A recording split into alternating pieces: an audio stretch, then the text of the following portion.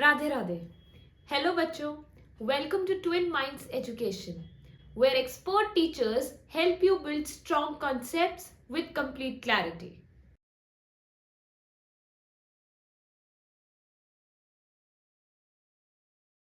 So in the previous video, we have learned that there are majorly 8 parts of speech, plus one addition, that is a determiner.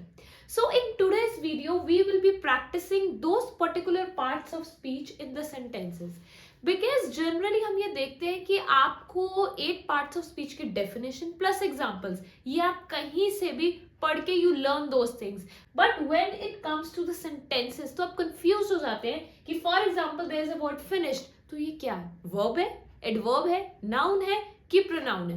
सो आज की video बच्चों बहुत ज्यादा important है because ये इसका practical application है of what parts of speech.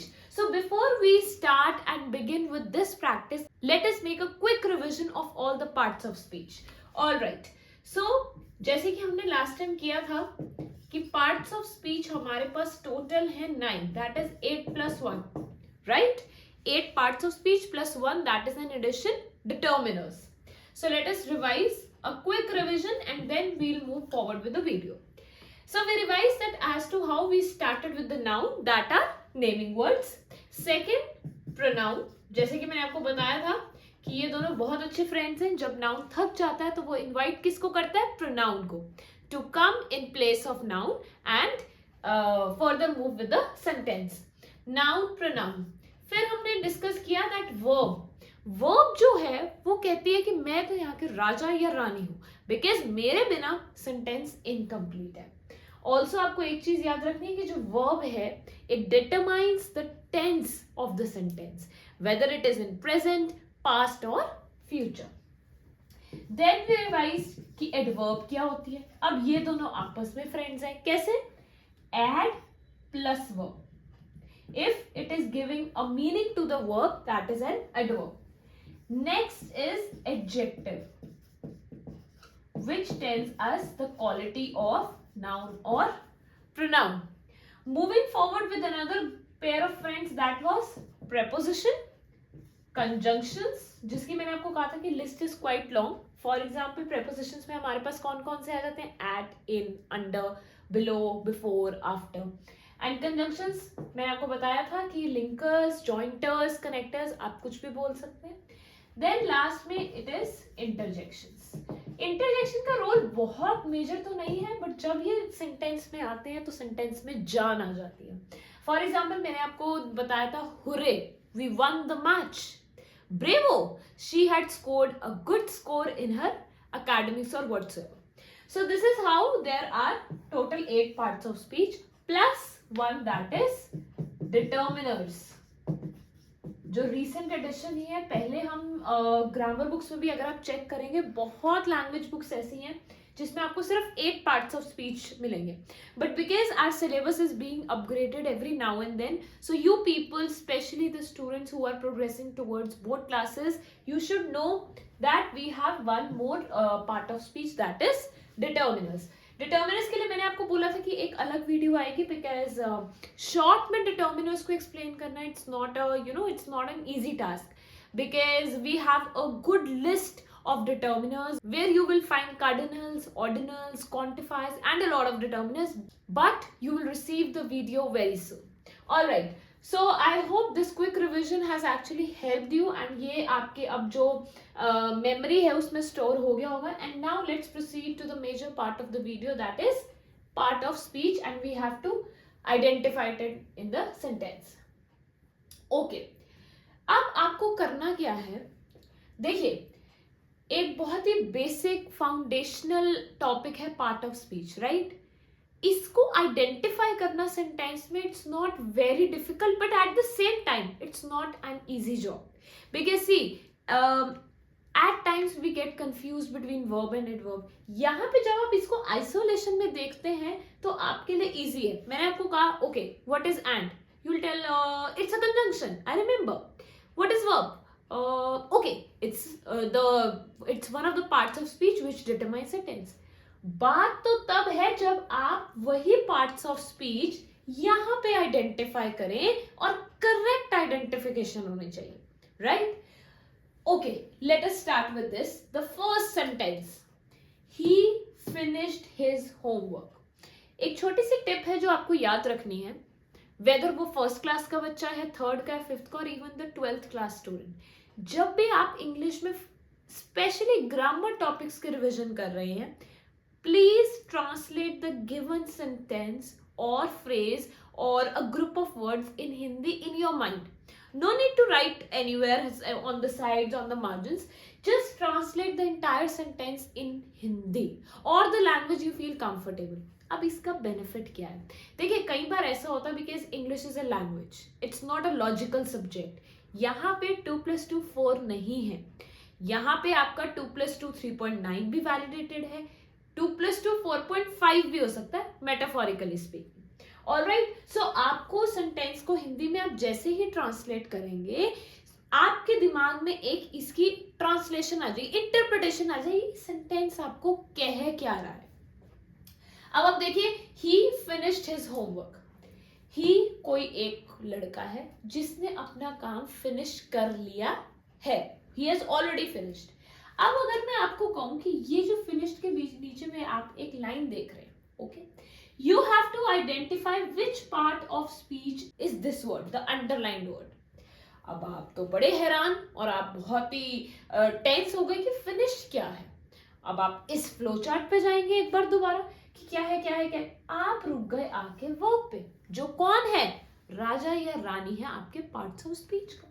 हमें कैसे पता चला कि जो फिनिश्ड है वो एक वर्ब है? हमें कैसे पता? अरे हमें तो ऐसे पता चला, ही जो है वो नाउन के बेस्ट फ्रेंड है, जो कि है प्रोनाउन. वो जो आपको बहुत अच्छे से पता है, नाउन कहीं घूमने गया तो उसकी जगह वो अपनी जगह किसको छोड़ के गया है, अपने रिप्लेसमेंट में प्रोनाउन को. हिज भी क्या है, इसको रेफरेंस मिल रही है तो ये भी प्रोनाउन है. और होमवर्क जो है वो आपको ऑब्जेक्ट में आ जाएगा, राइट? तो आपको कौन सी चीज बता रही है कि एक्शन क्या हो रहा है सेंटेंस में? उसने अपना होमवर्क खत्म किया. तो कौन बता रहा है कि उसने अपना होमवर्क खत्म किया? वर्ब भी तो बता रही है. अच्छा, वर्ब आपको एक चीज और भी बता रही है. अगर आप थोड़ा सा अपना वर्ब की फॉर्म्स पे आ जाए 1 मिनट के लिए, आपको ये पता है कि we have majorly 3 types of verb forms. Finish की 3 फॉर्म्स क्या है? Finish, finished and V3 also remains the same as finished. तो आप देखिए कि हमने V2 जब यहाँ पे अप्लाई करी finished, it means कि हमने verb की सेकेंड फॉर्म अप्लाई करी. We have used past tense here. कोई ऐसी बात या कोई ऐसा काम जो हो चुका है ऑलरेडी. प्रेजेंट मतलब जो अभी चल रहा है, वर्तमान जिसे आप कहते हैं. पास्ट मतलब जो बीत गया, और फ्यूचर मतलब जो आने वाला. तो ऐसे आपने पार्ट्स ऑफ स्पीच को रिकॉग्नाइज करना है. Now let us come to the second sentence which is quite interesting. Help. Help के आगे लगा है आपका एक exclamation mark. My laptop just crashed. Okay, और लैपटॉप के आगे आ गया आपका अंडरलाइन. तो ये तो बहुत ही सिंपल है, बताने की भी शायद जरूरत नहीं है that laptop is a noun. It's a noun क्योंकि नेमिंग वर्ड है ना. Name of a person, place, animal, thing is known as noun. John never puts sugar in his coffee. अब मैंने थोड़ा सा इसमें जो है ट्रिक है, क्या है, मैंने अंडरलाइन किया जॉन को, मैंने किया नेवर को, और मैंने किया हिज को. चलिए, 3 अंडरलाइन वर्ड्स हैं आपके पास और आपको तीनों का पार्ट ऑफ स्पीच बताना है. देखिए, कंफ्यूज नहीं होना है. कभी भी आप ये मत सोच के पार्ट्स ऑफ स्पीच आइडेंटिफाई करिए, ओहो 8 है या 9 है, अब तो मुझे ध्यान ही नहीं आएगा, I will get confuse. Don't get confuse, it's very simple. Let us come back to the sentence. John, अरे किसी का नाम है ना. नेम ऑफ अ पर्सन, तो मुझे पता है नेम ऑफ अ पर्सन में मुझे कौन सा पार्ट ऑफ स्पीच यूज करना है, नाउन ही तो यूज करना है. अब आ गया नेवर. अब यहां मैं कंफ्यूज हो गई. चलो कोई बात नहीं, आगे देखते हैं. हिज जो है वो तो मेरे को पता है कि प्रोनाउन है, ये तो शायद बहुत क्लियर भी हो गया और बहुत आसान भी है. John never puts sugar in his coffee. अब मुझे क्योंकि इंग्लिश में समझ नहीं आ रहा है तो मैंने आपको एक ट्रिक बताई, एक shortcut. Translate complete the given sentence in Hindi. इस सेंटेंस का हिंदी में क्या मतलब है? जॉन कभी भी कॉफी में शुगर नहीं डालता। ठीक है, अब अगर आप थोड़ा सा पिछली वीडियो को अपने दिमाग में याद करें, और एक बात कि जिन बच्चों ने लास्ट वीडियो नहीं देखी है, इस वीडियो से पहले go back to the previous video and watch it, because उसमें आपको एक रोड मैप मिल जाता है कि हम कैसे पार्ट ऑफ स्पीच समझते हैं। पहले आप बेसिक समझिए, अंडरस्टैंडिंग करिए उसकी उस वीडियो में से, and then come back to this, because अगर आप डायरेक्टली सेंटेंसेस पे आएंगे तो डेफिनेटली कंफ्यूजन जो है उसके लेवल ऑफ एक्सटेंट बहुत ज्यादा होगा डायरेक्टली, बिकॉज बहुत बच्चे ऐसे होते हैं, मे बी उन्होंने फर्स्ट वीडियो नहीं देखी but they have seen this video, you will get confused. But in my first video, the part 1 of part of speech, you will understand the basic foregrounding topic कि part of speech होता कैसे है। और जिन बच्चों ने already देख लिया उनको बहुत अच्छे से पता कि कैसे हमारी, जैसे हमारी सारी बॉडी एक दूसरे से कनेक्टेड है, मेरे जो आर्म्स हैं it is connected, the entire body is in functioning because एक बैलेंस्ड वर्किंग सिस्टम है, राइट? यहाँ पे एक बैलेंस्ड वर्किंग सिस्टम है। So go and watch the previous video first and then you can continue with this video. Okay, John कभी भी अपनी coffee में शुगर नहीं डालता। ये पुट्स क्या है? यहाँ पे एक्शन है ना, बता रहा है आपको, तो ये हो गया आपका वर्ब। ऑलराइट, सो पुट्स जो है वो हो गया आपका वर्ब, डूइंग एक्शन। अब पुट्स को मीनिंग कौन दे रहा है? अदरवाइज हम डायरेक्टली भी तो लिख सकते हैं, लेकिन पुट्स को कोई मीनिंग दे रहा है, उसको कोई ब्यूटिफाई कर रहा है, उसको कोई एनहांस कर रहा है, और वो कौन कर रहा है? नेवर।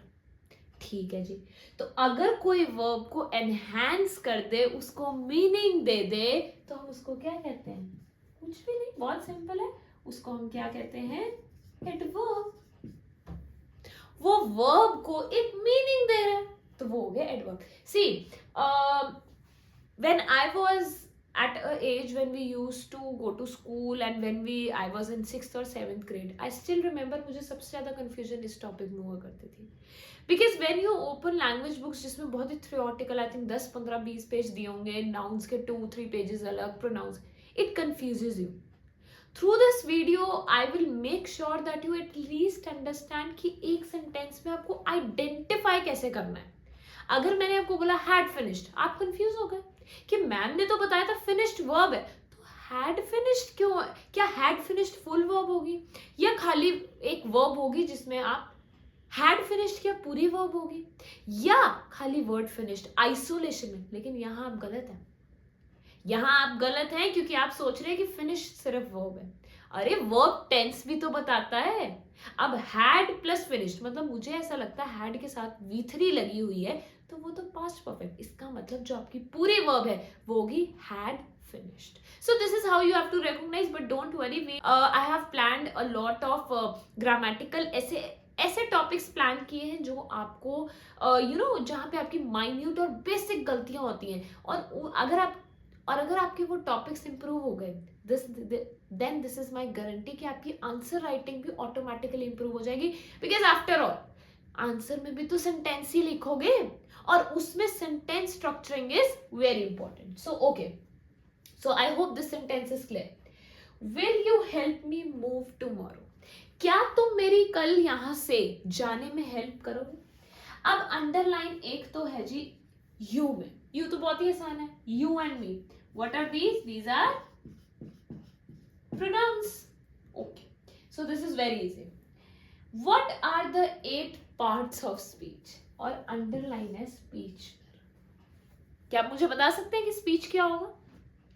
underline है speech पर। देखिए speech, what are the 8 parts of speech? 8 part of या 8 हिस्से स्पीच के क्या है? स्पीच नेम, नेमिंग वर्ड है, सब्जेक्ट है आपका सेंटेंस में मेन, तो ये क्या हो गया? ये हो गया आपका नाउन। ये हो गया, कैसे हुआ नाउन? क्या आप मुझे बता सकते हैं ये नाउन कैसे है? एडजेक्टिव भी तो हो सकता था, वर्ब एडवर्ब भी तो हो सकता था, मैंने नाउन बोला आप मान, कैसे? ये देखिए हाउ जो है ना, हाउ और वाई हर चीज का क्लियर होना चाहिए आपको इंग्लिश में। अगर आपको इस चीज की क्लैरिटी हो गई तो मानिए आप ये समझ के चलिए कि आपका इंग्लिश का more than half of the जो सिलेबाई है, या more than half of the जो कॉन्सेप्चुअल क्लैरिटी है वो आपको आराम से आपकी हो जाएगी। 8 हिस्से स्पीच के क्या है? देखिए, जब भी आप नाउन आइडेंटिफाई करेंगे, एक चीज का ध्यान रखिए कि नाउन जो है इट इज द सब्जेक्ट जिसके बारे में बात हो रही है। आप समझ रहे हैं? जिस चीज के बारे में बात हो रही है, चाहे वो नेम ऑफ अ पर्सन हो, प्लेस हो, एनिमल हो, कोई पर्टिकुलर टॉपिक हो, कोई थिंग हो, वो है noun. So this is how you have to identify different parts of speech in the sentence. I am going to attach a worksheet along with this video, and once you complete the entire video there will be a worksheet. आप लोग उसे solve करिए.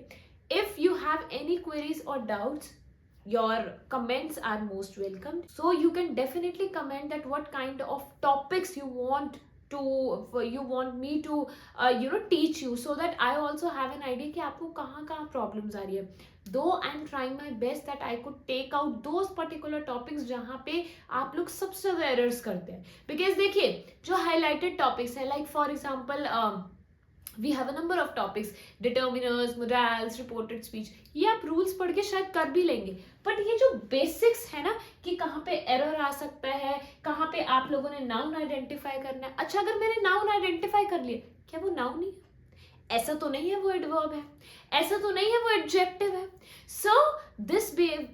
So these two videos, part 1 and part 2, they are totally dedicated to what we call as the universal topic of English language, part of speech. So this was all about the video. So I hope that this topic is actually clear to you, and we will be coming further with a lot of topics जिसमें आपको conceptual clarity होने वाली है. आपकी English improve करना is my task.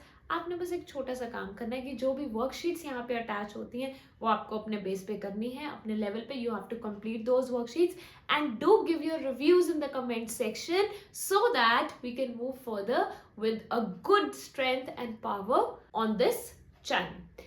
So I wish all the luck and all my blessings to everybody who is watching this video, and please like, share and subscribe the video, and don't forget that you have to actually see part 1 before this video.